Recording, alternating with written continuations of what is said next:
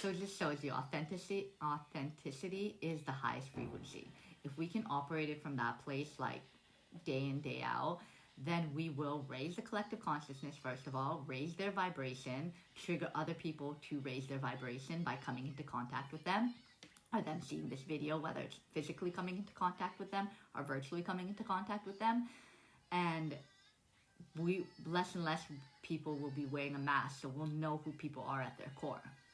It's like the reason why people wear a mask is because they're overthinking of how they're viewed, how they're gonna look if they say something, will people accept the real them, will people like what they like. Everyone just wants to be popular, wants to be favored by society. Not everyone, but I'm saying the people that are not awakened, that's how they operate. It's just like robots, just wanting to go with what society tells them is acceptable and not acceptable instead of what their heart tells them is acceptable and not acceptable. So please stop worrying about what other people think of you.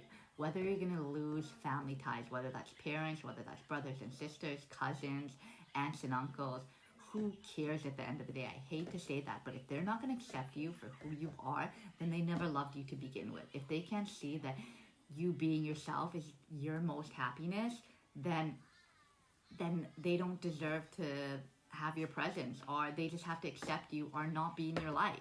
Like, that's it. And yeah, this road of authenticity, you lose a lot of friends, friends, family ties, everything, because you're being yourself, and a lot of people are wearing a mask and just going what society does.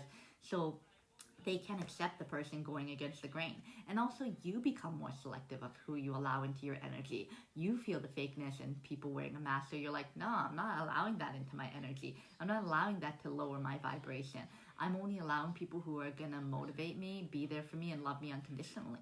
You start having standards, you start having boundaries, you stop being a people pleaser, you stop just being a giver, and people just take, and not giving you anything in return. You see that giving has to be reciprocal. If you're gonna give, then you expect people to give in return. And that's just how it goes. And it's not like, for example, when you enter a relationship, you're not expecting the person to do all these things for you. Give to people who are givers too. It's not that you give and you're like, oh, I gave you this, so now I expect you to give me something back in return when I ask you. No, it's just you're gonna give to people who are natural givers. That as you give, they want to give back to you. It's reciprocal because it's natural. And when you enter a loving, unconditional loving relationship, you don't expect all these things. You have standards of how you want to be treated, but you don't expect these things from your partner, that they have to do this, and that in order to gain your love. Like when you love someone, when you have chemistry with someone, when you're compatible with them, you just love them for who they are. It's like friendships. Like when you have a soulmate best friend, you just love being in their presence because they make you laugh. You guys have similarities, similar values. Anything you guys do together, whether it's folding laundry together, you'll enjoy. So that's the same thing with a partner. You just enjoy spending quality time with them. It's not about where they take you, what they do for you. It's just enjoying their company. It's like you just love who they are as a soul. You can laugh with them. You can have fun with them. You can play with them. You can have serious conversation with them. You feel heard. You feel listened to. Like all of these factors. They don't judge you on who you are. They don't make you feel delusional of your thoughts and your perspectives on things.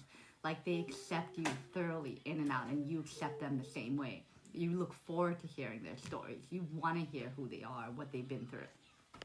That's what unconditional love is, and it just comes naturally. So if you don't feel that with a person, whether it's a friendship, whether it's a family member, whether it's a soulmate, you don't feel heard, listened to, all of these things, then they're not a soulmate. They're not a soul connection, because you would naturally feel safe with them. And if you don't naturally feel safe with them and you feel judged, they're not a soul connection. They're karmic that you're supposed to learn lessons from and move on from, whether that's family, friends, relationships. That's why we all need to stop wearing a mask, because if you're wearing a mask, you're just agreeing with someone and pretending to be someone. You're not, just so people will like you. And then you'll never find that unconditional love, because you know that you're not that person and you're portraying that you're that person just to be liked. So stop wearing the mask, focus on being your most authentic self. And how do we do that? By spending time discovering what already exists in your soul, your passions.